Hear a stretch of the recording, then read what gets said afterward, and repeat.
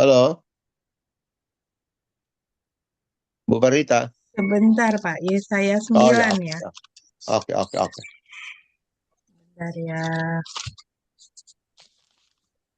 Yesaya 9 ayat 1 sampai 11. Yesaya 9 ayat 5, Oh, Yesaya 9 ayat 5. 5 dan Yohanes 14 ayat 1 sampai 3. Sebab seorang anak telah lahir untuk kita, seorang putra telah diberikan untuk kita. Lambang pemerintahan ada di bahunya dan namanya disebut orang ajaib. Allah yang perkasa, Bapa yang kekal, Raja damai. Lalu Yohanes Yohanes 14 14. ayat 1 sampai 3 ya. Oke.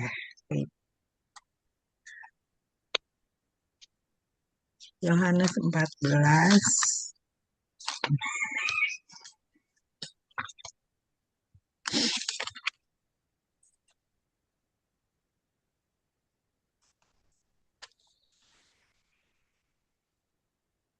ayat 1. Janganlah gelisah hatimu, percayalah kepada Allah, percayalah juga kepadaku. Di rumah Bapakku banyak tempat tinggal.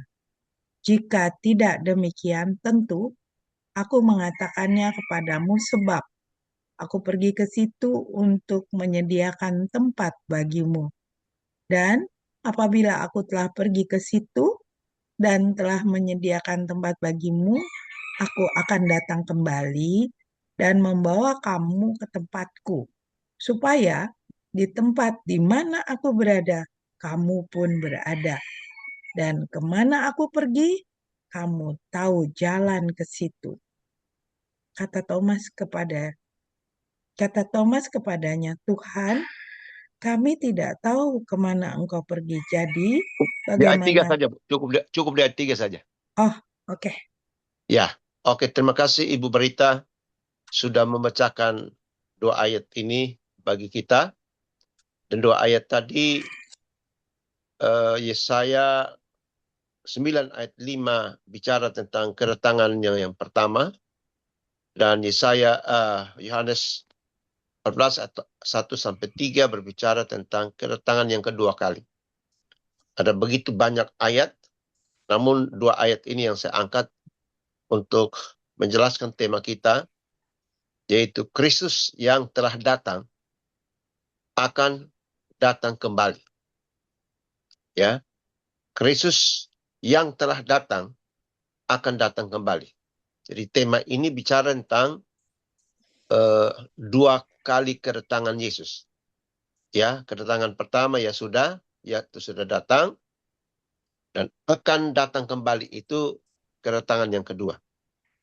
Ya, tema ini inti dari tema ini adalah ajaran Alkitab dan dari iman Kristiani yang lazim disebut sebagai kedatangan Kristus pertama kali, inkarnasi. Ya. Dan kedatangan yang kedua kali disebut parousia. Ya, kedatangan Kristus yang pertama kali itu terjadi pada 2000 tahun lampau. Kalau kita kaitkan dengan sekarang, maka 2025 tahun yang lampau. Ya, dia datang sebagai manusia. Nah, kedatangan yang pertama di Yesaya 9 ayat 5 yang sudah dibacakan tadi. Sebab seorang anak telah lahir. Kata telah itu masa lampau, berarti sudah. Untuk kita, seorang putra telah diberikan untuk kita. Lambang pemerintahan di atas bahunya, dan namanya disebutkan orang penasihat ajaib atau Wonderful Counselor. Allah yang perkasa, Mighty God. Untuk menunjukkan kekuatan Allah atau kekuatan ilahinya. Ya, kalau Wonderful Counselor itu dia sebagai penasehat, ya, penasehat ajaib ya. Ada memberikan nasihat, ajaran, ya, tentang hal-hal yang baik. Atau juga memberikan solusi bagi setiap masalah manusia. Juga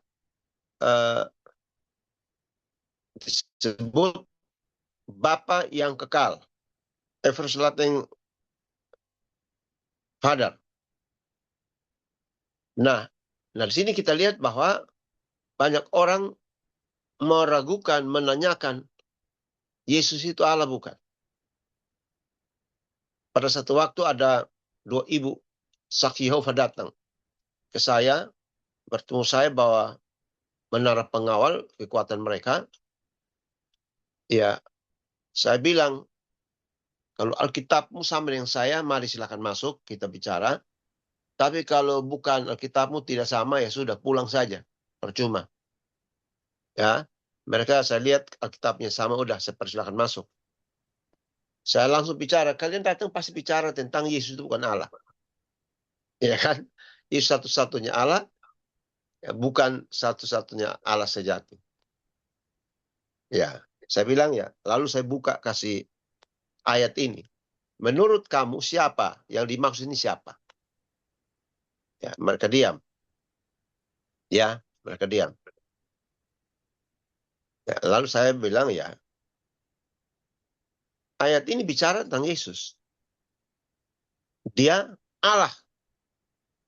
Ya, di Allah yang perkasa. Mighty God. Ya, Bapa yang kekal. Ya, tadi ya, everlasting Father.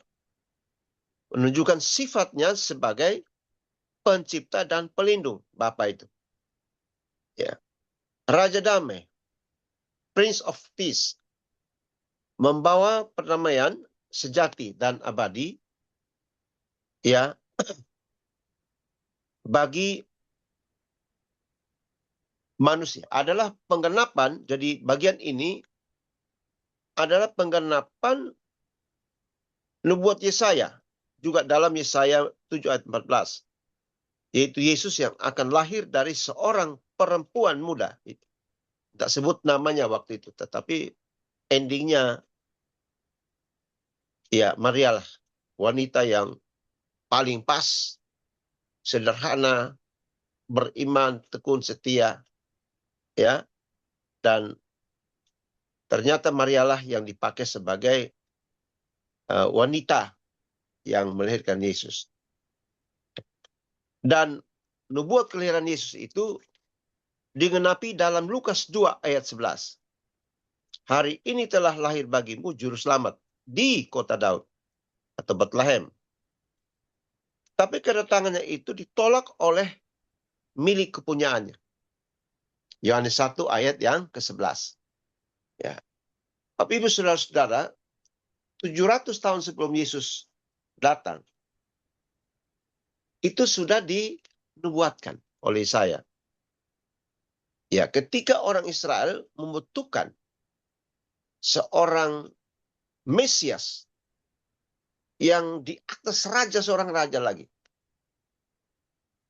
mengharapkan supaya Mesias itu akan membasmi, mengalahkan, dan membebaskan bangsa Israel dari tekanan-tekanan politik. Karena kita tahu bahwa mulai dari hakim-hakim, mereka sudah berperang dalam bangsa-bangsa Filistin dan lain-lainnya. Tapi setiap pemimpin naik, SK-nya, ya, berperang mereka. 12 hakim ya. 6 hakim besar, 6 hakim kecil. Tapi kekalahan tetap ada pada Israel. Ya, tekanan. Tetap bangsa-bangsa kita tetap menekan Israel. Lalu mereka berdoa lagi. Bagaimana kalau seorang raja? Karena raja itu dianggap sebagai orang yang luar biasa. Jika ada berbicara gitu, pemerintah tidak ada yang mampu. Lalu datanglah Raja Saul. Pertama bagus, pertengahan bagus. Tapi pertengahan ke depannya, ternyata Saul tidak setia lagi. Lalu dia dicopot jabatan. Jadi bedanya Roh Kudus dalam Roh Allah atau Roh Kudus dalam PL dan PB itu beda. Kalau dalam PL itu Roh Kudus itu tinggal menetap, bisa masuk keluar tergantung ketaatan seseorang. Apakah dia raja atau apakah siapa saja. Kalau di dalam perjanjian baru, ya ketika kita percaya dan terima Yesus, Roh Kudus itu masuk dan menetap untuk selam. Dia nggak keluar-keluar lagi. Tinggal bagaimana kitalah yang memberi kesempatan peluang bagi Roh Kudus berkarya. Ya, jadi Roh Kudus berkarya itu tidak berdasarkan maunya kita, tidak semau-maunya, tapi dia juga terbuka untuk kita, punya hak bebas untuk mau menolak dia atau menerima dia. Itu dalam peran Roh Kudus. Lalu Samuel pergi ke Isai dan ya 7 saudaranya Daud itu satu pun tidak terpilih. Lalu tinggal satu lagi Daud. Kita Daud muncul dari penggembalaan dombanya. Dia tidak memenuhi syarat seperti kalau secara manusia ya.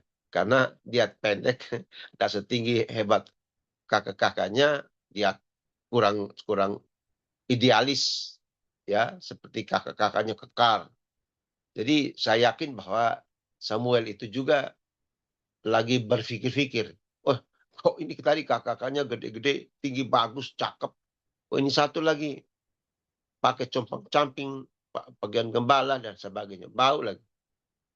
Lalu Samuel masih tanya-tanya begitu, pikir-pikir begitu, Tuhan bilang Samuel, tolong urapi orang itu, karena dialah yang saya berkenan. Kau dari tadi lihat saja, ya kulit-kulit luarnya, ya, kau lihat idealisnya, tapi aku melihat hati. Lalu Daud jadi raja, dan selama 40 tahun Israel merdeka dari peperangan. Tapi setelah Daud, ya masih saja raja-raja keturunan Daud, ya terus, ya Rehabeam lah segala macam. Ya.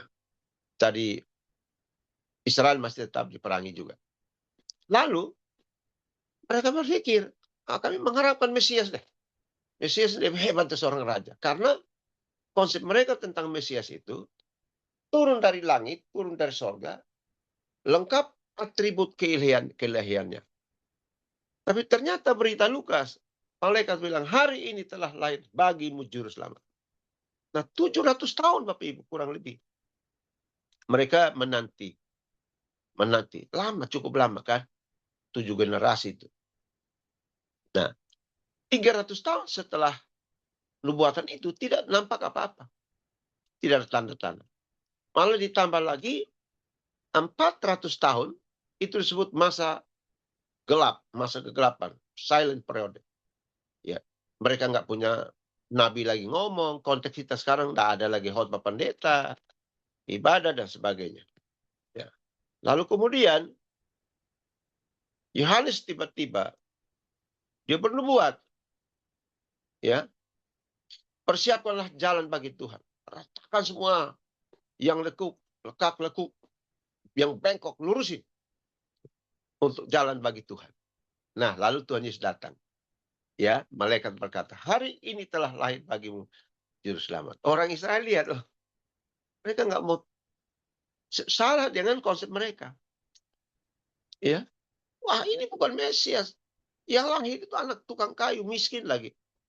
Mamanya sebelum dia lahir, mamanya sudah hamil duluan. Nah, itulah sebabnya konsep itu melekat pada orang Israel. Sampai hari ini secara bangsa, Israel nggak percaya Yesus. Mereka masih tunggu Mesias. Ya, tapi saya akhirnya dengar Benjamin Netanyahu mulai puji-puji Natal orang Kristen, ya bicara tentang Yesus. Kemarin dia berikan sambutan itu di Natal, ya lalu dia bicara tentang Yesus. Jadi orang Yahudi sampai hari ini secara bangsa ya, secara bangsa, walau mau percaya Yesus, tapi secara personal itu sudah banyak yang percaya. Nah kalau Bapak Ibu ke Yerusalem itu kalau tidak salah Yerusalem bagian selatan, mereka dikucilkan di sana karena tidak boleh penginjilan masuk dan sebagainya. Nah, setelah mereka percaya Yesus, Dan kita sebagai bangsa-bangsa non Israel percaya Yesus, maka disatukan menjadi gereja yang ditulis dalam kitab Efesus. Tema Efesus itu gereja. Gereja itu adalah hasil perkumpulan pertobatan, ya, persekutuan dari orang-orang percaya. Itu yang disebut di gereja. Ya, seperti itu ya. Jadi kita lihat bertentangan dengan konsep mereka. Ya, karena Mesias yang datang itu bukan tidak sesuai dengan mereka punya pandangan pendapat. Ya. Nah, jadi kedatangan ditolak. Yohanes 1 ayat 11. Ia datang kepada milik kepunyaannya, tetapi milik kepunyaannya itu menolak dia. Nah, itu Israel. Ayat 12, tetapi semua orang yang percaya dan terima dia sebagai juru selamat, diberinya hak, diberinya kuasa untuk menjadi anak-anak Allah. Jadi kalau ayat 11 itu khusus untuk Israel, ayat 12 itu khusus untuk bangsa non-Israel. Nah, lalu karena di surga gagal, Yesus bilang, Israel, kamu stop di situ ya. Di atas batu karang ini aku akan mendirikan jemaatku. Jadi gereja itu didirikan oleh Tuhan Yesus. Nah, jadi Bapak Ibu, saya mau sampaikan bahwa kita dengan Israel itu beda, nggak sama. Ya, umat pilihan nomor 1 untuk Israel dulu, Pak. Ya, karena dalam Efesus 1 ayat 10 dan 11, kami, Umeis, kami telah mendapat bagian janji itu. Kamu nanti percaya dulu ayat 13.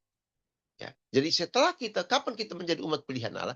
Ketika saudara dan saya percaya Yesus, baru kita dijadikan sebagai umat pilihan. Tuhan memilih kita. Ya, dalam 1 Petrus pasal 2 ayat 9 dan 10 sangat jelas. Dahulu kamu bukan umat. Ya, sekarang kamu umat. Dulu kamu bukan bangsa pilihan, sekarang kamu bangsa pilihan. Nah, itu jadi kita lihat itu. Nah, jadi Bapak Ibu Saudara, kedatangan Yesus yang pertama itu sudah 2025 tahun yang lalu. Ya kan? Seharusnya Yesus datang pada tahun 2000 kalau menurut menurut kalender Yahudi. Waktu itu saya pas di Israel tahun 1999. Wah, orang Israel tidak. Mereka tidak bikin program apa lagi. Yang mereka kerjakan renovasi, mempersiapkan tempat-tempat gedung bersih. Karena apa? Kita tanya kenapa begitu? Oh, tahun 2000 mereka perkirakan dunia itu berakhir atau Mesias akan datang. Pas waktu saya di sana, begitu pulang, saya langsung izin istri anak saya bilang, saya pulang ke Kupang, saya mau sama-sama dengan orang tua saya. Kamu terangkat dari sini, Jakarta, saya terangkat dari Kupang lagi. Kita pikir Yesus sudah datang untuk angkat gereja. Nah itu Bapak Ibu. Tujuan dari kedatangan Yesus adalah, yang pertama adalah untuk misi penyelamat umat manusia dari dosa melalui pengorbanan Kristus di kayu salib, yaitu menderita sengsara dan mati di salib di Bukit Golgota. Itu tujuannya. Nah, lalu berikut cara kedatangannya adalah dalam kerendahan hati, lahir di palungan sebagai bayi, dan melayani sebagai hamba. Kalau kita lihat beberapa ayat antara lain, Markus 10 ayat 45. Ya, karena anak manusia datang bukan untuk dilayani, melainkan melayani dan untuk memberikan nyawanya menjadi tebusan ya bagi banyak orang. Itu sama dengan Matius 20 ayat 28, Lukas 22 Lukas ya ayat 22 27. Jadi itu tujuan dan caranya. Ya. Hasilnya apa? Hasil kedatangan Kristus yang pertama adalah manusia memperoleh pengampunan dosa. Allah memperdamaikan kembali kita orang berdosa dengan dirinya melalui Kristus. Lalu kita diselamatkan. Jadi itu kedatangan yang pertama. Yang kedua sekarang adalah kedatangan yang kedua. Ya, parousia Itu terdapat dalam Yohanes 14 ayat 1-3 tadi sudah dibaca. Yesus berjanji akan datang kembali yang kedua kalinya ke dunia. Ya, banding juga dengan Kisah 1 ayat yang 11. Ya, Yesus yang terangkat ke surga, kata firman Tuhan, akan datang kembali dengan cara yang sama. Ya. Jadi kedatangan Tuhan yang kedua itu seperti ini. Dalam rangkaian kedatangan Tuhan atau pra kedatangannya turun ke bumi, itu adalah dia datang menjemput gereja.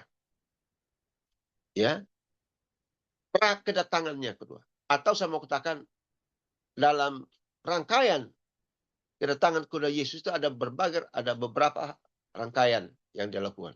Itu pertama, mengangkat gereja rapture yang kita sudah bahas beberapa waktu lalu. Ya kan?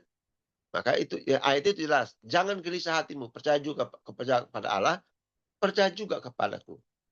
Sebab di rumahku banyak tempat.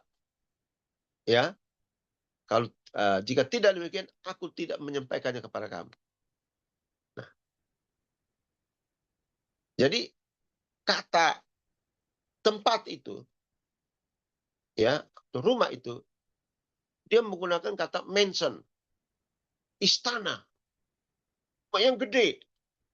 Nah, kalau kita baca di kitab Wahyu, rumah itu, rumah Bapa di surga itu dilapis dengan emas. Bukan emas Jawa, datang ke Jakarta jadi abang beca. Tapi emas tulen. Emas yang dipersiapkan oleh emas yang bukan digali-gali di Sumatera sana. Bukan di Sulawesi Tengah sana, bukan. Bukan di Papua. Dari sana, bukan. Tapi emas yang Tuhan sendiri buat. Lapis dengan tepat itu dengan emas. Lalu kita berjalan di atas emas. Wow, luar biasa. Ya, jadi rumah real estate kita di sorga sudah disiapkan. Saya nggak tahu sudah selesai belum. Kalau ayat itu secara terleks. Kalau selesai, aku datang untuk jemput kamu. Hebat nggak? Kita kayak anak sekolah minggu. Kayak anak sekolah. Bis sekolah kita lihat di Jakarta sekarang ada bis sekolah kan. Ya, Tuhan sendiri datang untuk jemput kita. Nah, kedatangan Tuhan yang kedua kali itu tidak menginjakkan kakinya di bumi.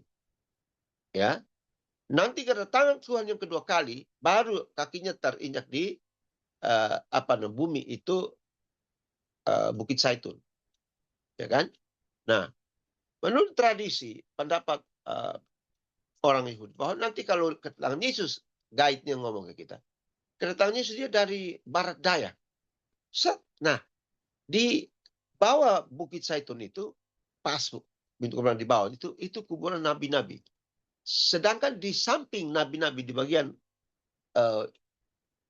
lereng karena ada di situ kan Sungai Kidron, ya ada sungai yang membatasi Yerusalem sama lembah Kidron, ya ada sungainya.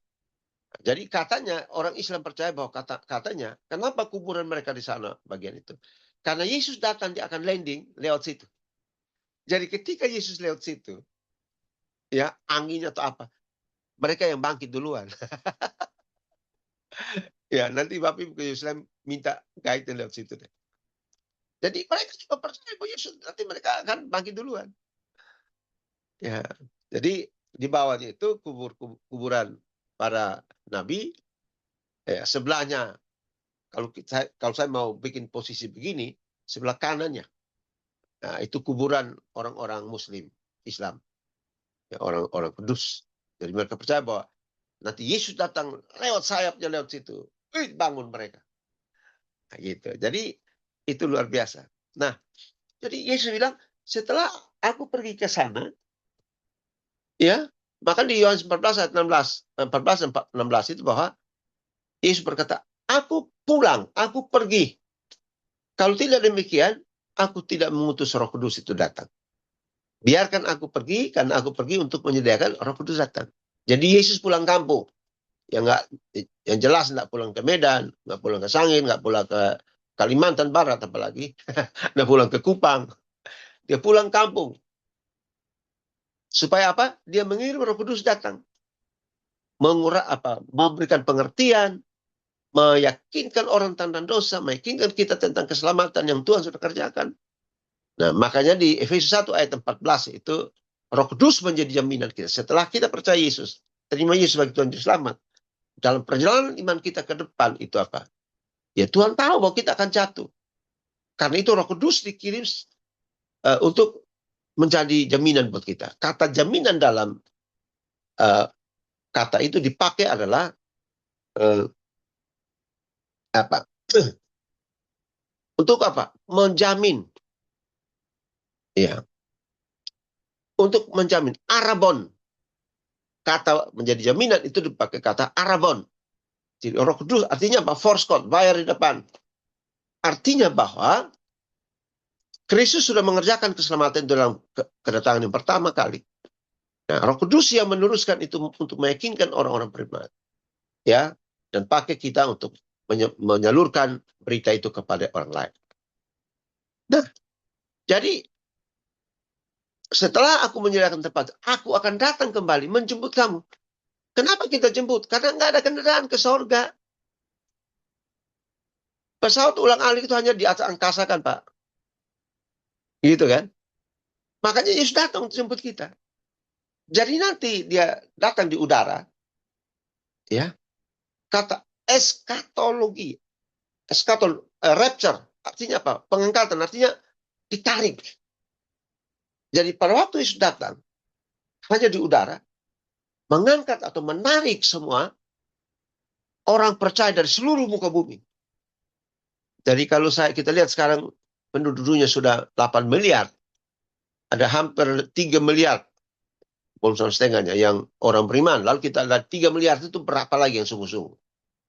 Jadi yang angkat ke surga itu adalah orang yang sungguh-sungguh. Ya kan? Yang tidak sungguh-sungguh nggak bisa. Orang masih hidup dalam dosa nggak bisa. Jadi ketika rapture itu terjadi, sekalipun ada orang yang gemuk, lebih 100 kilo, dia keangkat juga kalau dia hidup di dalam kebenaran. Percaya Yesus dia sampai diangkat. Tidak berat itu. Tapi kalau orang kecil-kecil, badannya kecil, ya, tapi berat dosanya, nggak diangkat. Tuhan tidak butuh orang-orang seperti itu. Tuhan butuh orang-orang Kristen, orang percaya yang setia kayak kita nih sampai akhir. Hidup dalam kebenaran, hidup dalam kekudusan, ketaatan.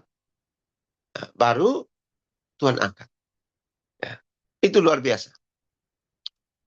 Nah, lalu kita lihat di sana bahwa Yesus datang turun dari surga mengangkat kita, ya, untuk masuk ke awan permai. Ya, saya nggak tahu apa ada yang mengartikan itu surga, ada yang mengatakan tempat khusus. Ya, itu kita pakai teori kemungkinan, bisa saja. Bisa itu dijemahkan yang surga, tapi kalau saya mungkin tempat khusus di awan permai. Baru masuk ke sana karena kita akan turun lagi setelah masa pesta anak domba Allah. Jadi kita pesta domba Allah bersama Yesus di sana, awan-awan, itu terjadi masa tribulasi. Makanya pemahaman saya tentang tribulasi itu, pengangkatan gereja itu, ya, premillenisme. Jadi orang beriman, kita ini akan diangkat sebelum masa sengsara besar. Ya, Wahyu pasal 3 ayat 10 sangat jelas. Matius 24 ayat 21 22 sangat jelas. Walaupun itu konteksnya Israel, tapi kita juga bangsa pilihan. Waktunya akan dipersingkat. Jadi kita menurut premillenisme itu, kembali ke Alkitab, bahwa Yesus tidak mengizinkan kita masuk dalam masa sengsara. Nah, waktu lalu saya sudah jelaskan. Kita diangkat. Kita bergirang. Berpesta anak domba Allah di sana. Wow.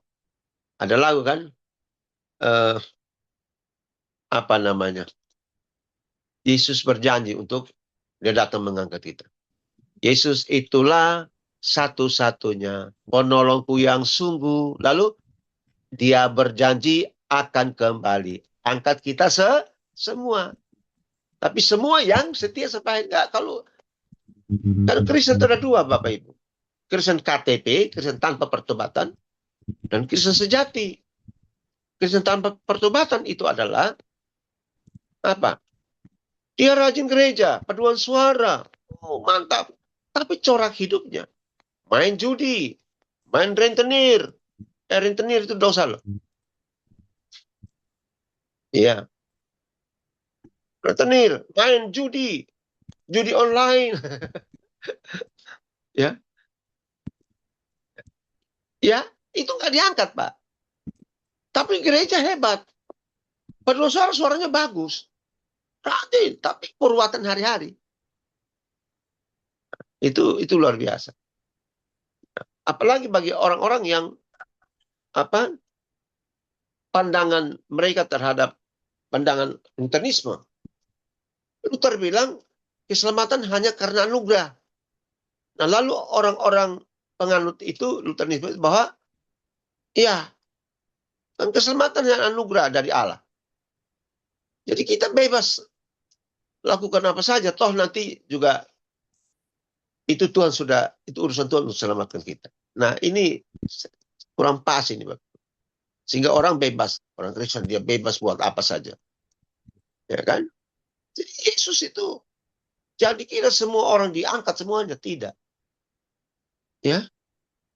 Kita ini walaupun begitu, kalau kita tetap berbuat dosa, Yesus datang kita main judi, kita main apa misalnya melakukan hal-hal, nggak diangkat itu. Karena surga tempat itu steril, kudus. Dia bawa kita ke sana lalu kita berpesta anak domba Allah. Nah, jadi dari ayat itu cara kedatangan Kristus yang kedua kali itu mencakup 4 ciri ya. 3. Yang pertama, Yesus datang dengan segala kemuliaan dan kekuatan bersama pasukan surgawi, disaksikan oleh seluruh dunia. Itu dalam Matius 24 ayat 30. Karena apa? Dia datang dalam rupa wujud manusianya. Seperti di kisah tadi. Ya. Hai orang kalian, jangan kamu heran lihat Yesus ini. Dia ini terangkat ke sorga, tapi nanti dia akan kembali dalam cara yang sama. Dan semua mata melihat, seluruh dunia akan melihat. Dia bagikan matahari yang bersinar muncul pagi dan matahari itu seluruh dunia menerangi semua dunia. Jadi kedatangan Yesus seperti itu. Nah, yang kedua, sifat kedatangan Yesus yang kedua kali adalah bersifat misteri, rahasia. Tidak ada yang tahu kapan waktunya. Itu kita sudah bahas 1 bulan. Ya, malaikat sebagai agen Allah sendiri tidak tahu. Hanya Bapa yang tahu. Tapi saya mau kasih tahu bahwa Yesus sendiri datang, dia tidak tahu. Karena dia datang dalam wujud manusia, dia nggak tahu. Tapi sebagai Allah, dia tahu kapan waktunya dia datang. Dia Allah kok. Ya, tapi dia mau menunjukkan kembali, ya untuk menunjukkan kembali kepada dunia bahwa ini loh, dulu saya jadi manusia, ya, sudah saya kembali ke surga, sekarang aku balik lagi, lihat nih. Jadi seluruh dunia akan lihat, termasuk yang tidak percaya. Itu di dalam Matius 24 ayat yang 30. Ya. Ya. Jadi bersifat rahasia, misteri, tidak ada yang tahu. Hanya Bapa yang tahu. Itu dalam 1 Tesalonika 5 ayat 1 dan 2. Waktunya tidak perlu disampaikan kepada kamu lagi. Ya, karena ini waktunya sudah dekat. Yesus datang sama seperti pencuri tadi. Ya. Pencuri kalau datang mau mencuri di rumah kita, tidak mungkin dia beritahu duluan. Kalau enggak kita persiapkan dengan parang, pedang, segala macam toh. Tiba-tiba barang kita sudah hilang. Nah, kedatangan Yesus kedua kali digambarkan seperti itu. Seperti pencuri. Maka itu bersifat rahasia, misteri, tidak ada yang tahu. Tiba-tiba pengangkatan sudah terjadi. Bayangkan orang suami istri tidur di tempat tidur. Kalau Yesus datang, satu diangkat, satu enggak. Yang diangkat itu sudah siap, sungguh-sungguh, yang satu enggak. 2 orang yang bekerja di bersihkan kebun, lagi bercerita tentang situasi, tentang cuaca, tentang hujan tahun ini, tentang hasil. Semangat bercerita. Satu sudah nggak ada. Satu ditinggalkan. Nah, berarti itu ya. Nah, jadi itu Bapak Ibu. Nah, yang ketiga adalah tujuan kedatangan Kristus yang kedua kali mencakup 4 hal. Ya, tadi saya sudah sebutkan salah satunya adalah mengangkat gereja atau orang percaya yang setia sampai akhir ke awan permai untuk pesta anak domba Allah. Yang kedua, datang untuk apa? Tujuan datang kedua adalah menghakimi semua orang yang hidup maupun yang mati, yang hidup dan yang mati. Itu sesuai dengan gereja-gereja kita yang selalu mengucapkan pengakuan 12 pengakuan iman rasuli. Ya, dia datang untuk menghakimi baik yang hidup maupun yang mati. Ya, tentunya yang nggak percayalah.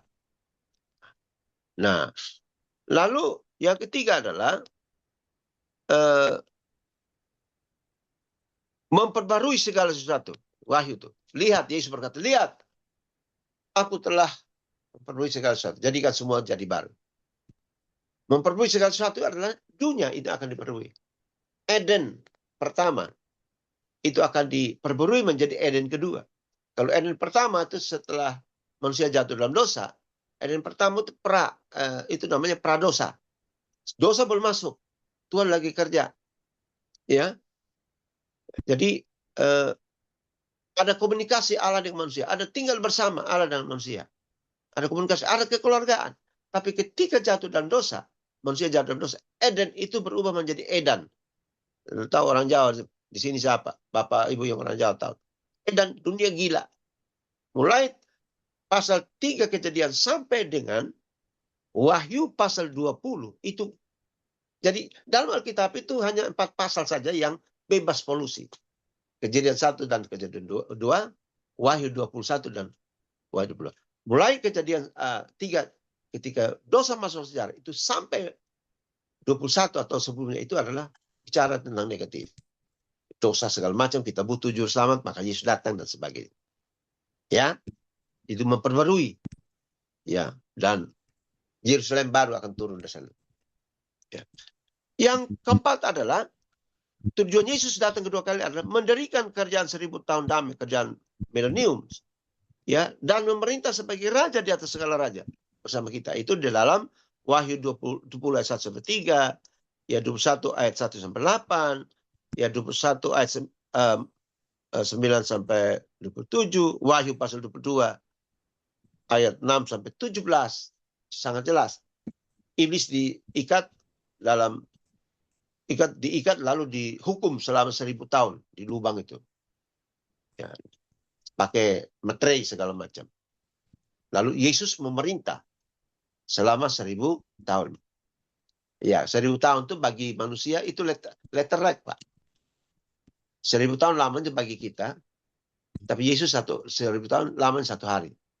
Ya, jadi Yesus memerintah bersama dengan kita. Ya, kita bersama-sama dengan Tuhan. Nah, Bapak Ibu Saudara, lalu di gelar Yesus yang diberikan adalah nabi. Nabi, tiga jabatan Yesus. Satu jabatan sebagai nabi, yaitu mewakili Allah untuk berbicara kepada manusia. Yang kedua, jabatan kedua adalah imam untuk menghubungkan ya manusia dengan Allah melalui doa dan beribadah. Ya, lalu menjadi raja, ya, untuk memerintah sebagai raja rohani, dan memerintah juga sebagai raja di atas segala raja dalam kerajaan 1000 tahun damai.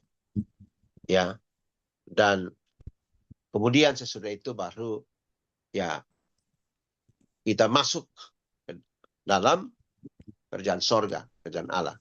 Itu kerjaan kekal. Ya, jadi Bapak Ibu Saudara, itulah makna dari tema kita. Yesus sudah datang. Yesus sudah datang dan dia akan datang kembali. Nah, apa yang kita lakukan?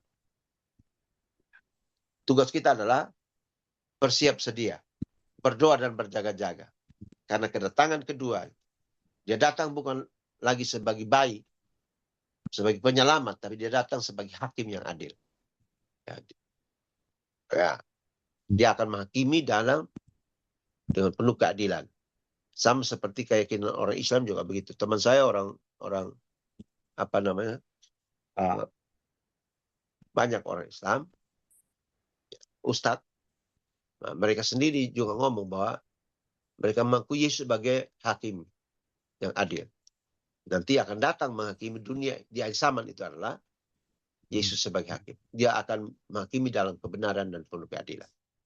Nah, jadi Bapak Ibu Saudara, sekali lagi perbedaan antara kedua kedatangan. Pertama, dia datang ya rela menjadi Allah, menjadi manusia, ya itu inkarnasi, dia menjadi manusia untuk menyelamatkan kita lewat penderitaan kematian di kayu salib. Lalu beda dengan kedatangan kedua, dia datang bukan sebagai juru selamat, bukan sebagai bayi lagi, tapi datang sebagai hakim. Ya, dengan tujuan-tujuan tadi. Ya, ada pengangkatan gereja, ada pendirian kerjaan 1000 tahun, ya, ada apa memerintah selama 1000 tahun, menghakimi semua orang hidup dan mati, juga mengangkat gereja. Ya, sekali lagi, kedatangan pertama untuk menjalankan misi Allah, misi penyelamatan. Kedatangan kedua mengangkat gereja, menjemput kita, ya, mengangkat gereja, lalu sesudah itu dia datang untuk mendirikan kerjaan 1000 tahun damai, dan Shalom, milenium, dan dia juga menghakimi. Jadi itu ya. Nah, kita bagian ini kita khotbahkan hari ini sampai dengan tanggal 30 kah? Ya, setelah tanggal 31 akhir tahun. Ya. Jadi siapapun yang khotbah ini besok, seluruhnya pakai tema ini. Bahwa Kristus telah datang, akan datang kembali. Kita berdoa. Bapa di surga, terima kasih untuk firman-Mu. Kami belajar tentang tema yang luar biasa. Tema ini merujuk kepada kedatangan-Mu yang pertama untuk menyelesaikan persoalan manusia. Dosa yang menjadi persoalan. Telah rela mati, menderita sengsara mati di kayu salib untuk menebus dosa-dosa kami. Kami juga sudah belajar tentang kedatangan Kristus yang kedua kali. Bukan lagi sebagai bayi. Bukan lagi sebagai juru selamat. Tapi sebagai hakim yang adil. Untuk menghakimi dunia.